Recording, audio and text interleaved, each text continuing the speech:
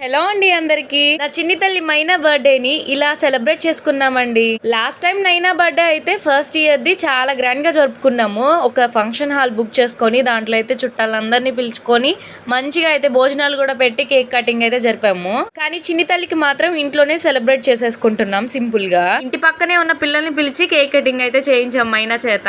నిన్న షాపింగ్ కి వెళ్ళినప్పుడు మైనాకి తీసుకున్న డ్రెస్ అయితే ఇదే అన్నమాట. ఈసారి నైనా బర్త్డే కి ఇలాగే పట్టు లంగా అయితే తీసుకున్నాను. ఈసారి కూడా ఈమె కూడా ఇలాగే పట్టు లంగా తీసుకున్నాను చిన్న పాపకి కూడా. అసలు మైనాకైతే ఏం అర్థం కాలేదు, అన్ని పీకేసి చిందర వందర చేసేస్తుంది. ఇంకా నా చిన్ని తల్లికి చిన్ని కేక్ అన్నమాట. కేక్ మాత్రం పిచ్చి పిచ్చిగా నచ్చింది నాకు.